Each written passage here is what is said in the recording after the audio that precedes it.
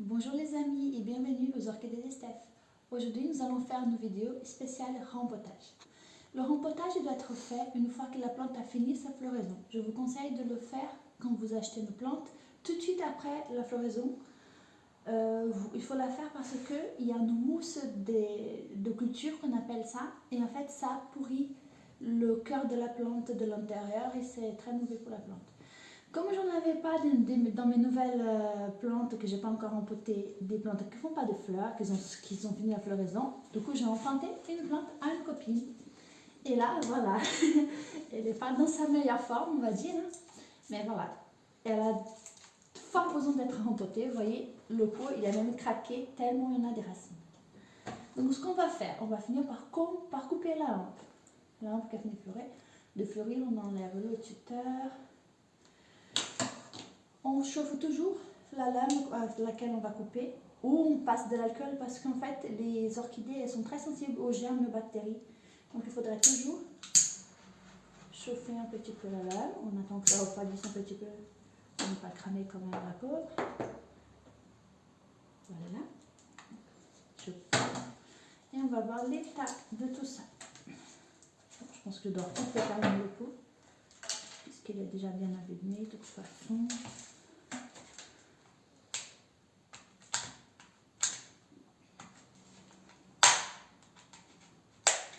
Sans abîmer les racines évidemment, alors ça va être chaud parce qu'on a tellement de racines. Voilà. Ah ouais.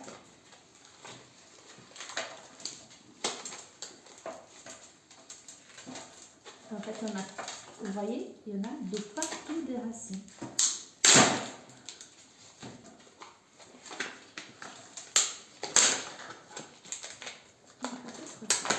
Là, on a cassé quelques-unes, c'est pas vraiment grave. Donc, on va commencer par essayer de démêler tout ça. On enlève, on tapote en essayant de ne pas casser les racines, justement. Le niveau racine, elle n'est pas très mal. Elle a même un petit rejet, je ne sais pas si vous voyez là.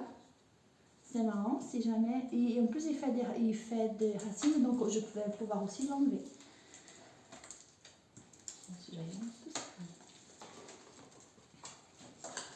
Vous voyez, regardez.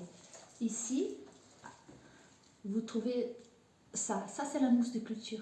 En fait, c'est là où ils plantent les plantules et après qu'ils en serrent les engrais et les hormones pour faire que la plante grandisse et tout ça. Sauf qu'une fois la plante adulte, ça les étouffe.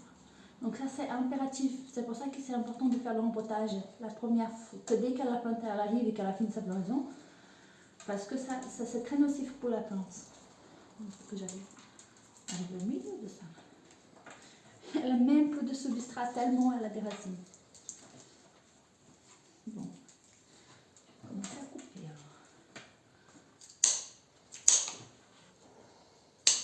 On coupe tout ce qui est sec, tout ce qui est abîmé. On n'a pas pitié. Parce que de toute façon, elle va refaire des racines. Celle-là, elle est bien.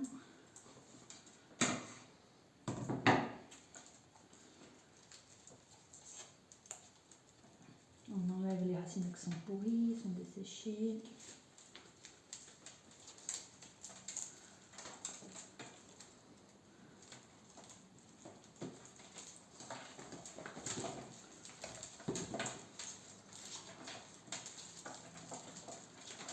Le substrat, il est vieux et en plus, quand vous avez des petits points sur le substrat, ça veut dire qu'il est de la moisissure, des petits points blancs.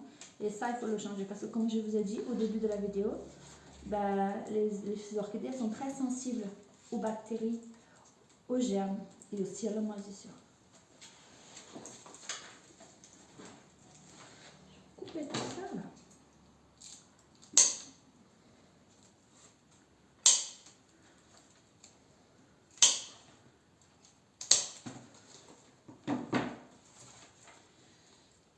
C'est l'enlever.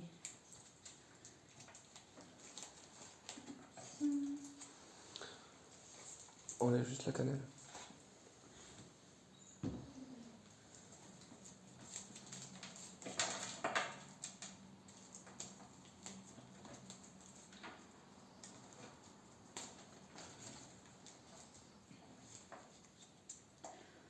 J'essaie de voir juste où je vais la couper. Je vais la couper ici pour... Non, j'ai déjà coupé la hampe.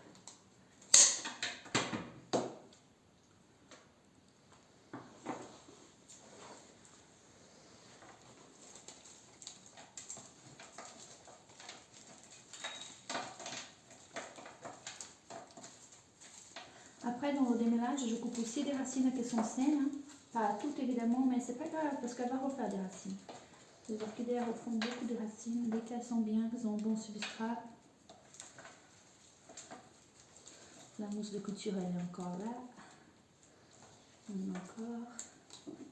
Vous voyez là, le brun, c'est la mousse de couture. C'est vraiment comme une éponge pour faire la vaisselle.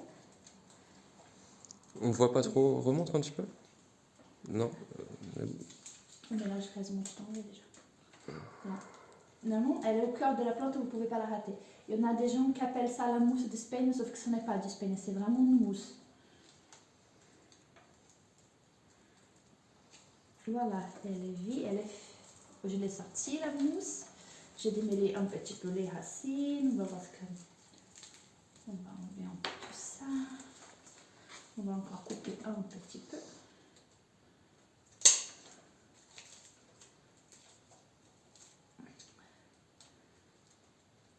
Il y a encore de la mousse, elle est énorme cette mousse. Là. Vous voyez, c'est tout, c'est une mousse quoi. Coupe.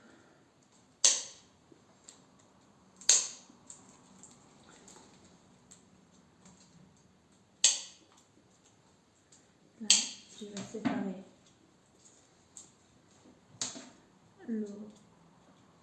la petite pousse là.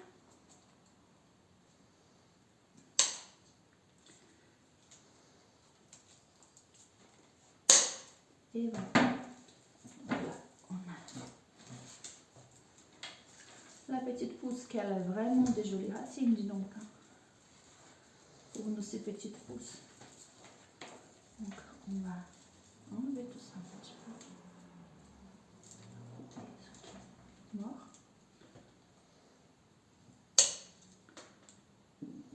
En plus elle a déjà fleuri apparemment parce qu'elle a un petit bout d'un peu coupé dessus. Donc on a bientôt les substrats. On va commencer à couper un petit peu là. Pour pouvoir libérer et les rempoter. J'avais cherché un petit pot, mais je ne sais pas si ça va suffire. Voilà.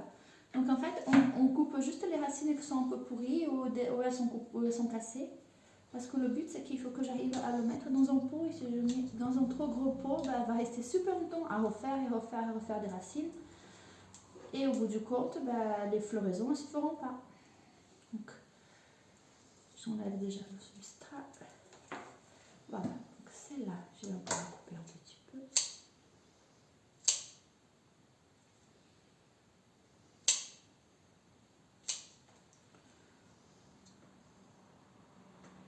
Là. Voilà, super. On va un petit peu là. Voilà, donc celui-là, il est beau. Et maintenant, on va s'occuper de la plante mère. Bon, la plante mère, elle a des nouvelles racines, là. On va quand même couper un petit peu de tout ça, là. Quand on dépote, on peut profiter pour couper la hampe, parce que les hampes, on les coupe à ras, mais on ne peut pas couper super à ras, parce que le substrat, quand on enlève le substrat, du coup, on profite pour couper les anciennes hampes, parce que ça fait que la plante, la plante un petit peu plus jolie, sans tous ces petits bouts qui dépassent. Donc voilà, et voilà.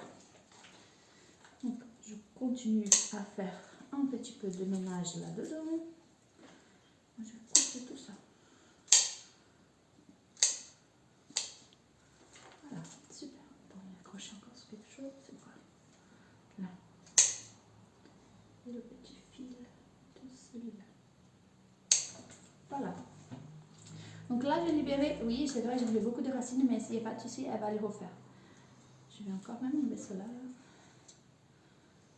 Donc, une fois que j'ai coupé, je mets de la cannelle en poudre. Parce que comme la cannelle va permettre à la plante de bien cicatriser et que les germes et les bactéries ne rentrent pas là où on a abîmé. Donc on met la cannelle là où j'ai coupé de la lampe et là on brûle un petit peu sur les racines parce qu'on ne va pas faire une à une avec tout ce qu'on a coupé. Et c'est là pareil.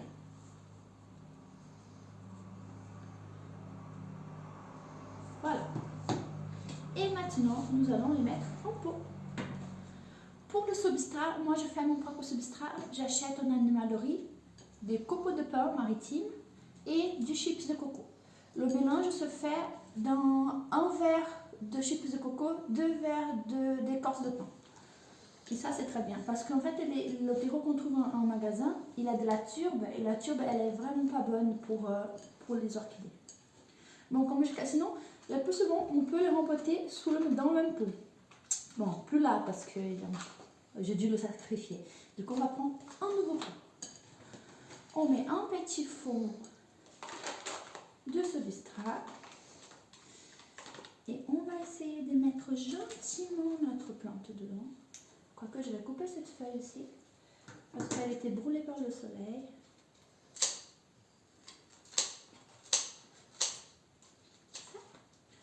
Et j'ai coupé aussi la lampe qui était cachée dedans. Et on remet de la cannelle. Pour le substrat, il faut le laisser tremper un peu 2-3 heures parce que la plante là maintenant, quand on la rempote, on ne peut pas l'arroser pendant un bon petit moment. Donc on essaye de la mettre du mieux qu'on peut dans le pot. Et on vient mettre le substrat.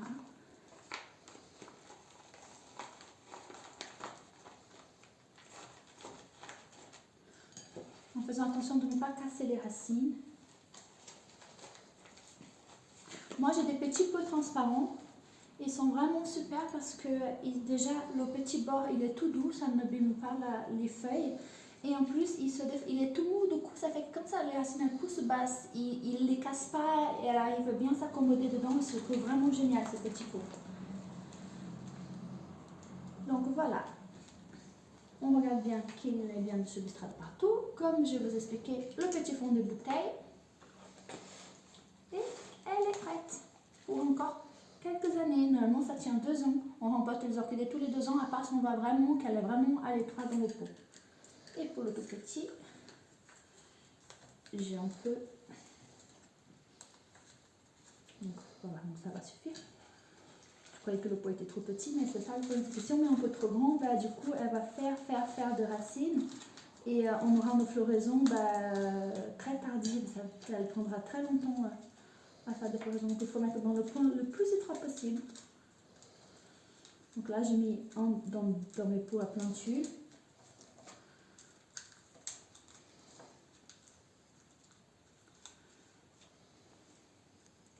Et voilà, et là, pendant 10 jours, on n'y touche pas, on ne fait pas de bain parce qu'on va laisser bien cicatriser là où on a coupé. Et puis au bout de 10 jours, on fait notre bain, on fait un bain de 20 minutes. Et après, dès qu'on voit que les racines sont un peu grises, on refait un bain. Voilà, j'espère que ma vidéo vous a aidé pour le rempotage.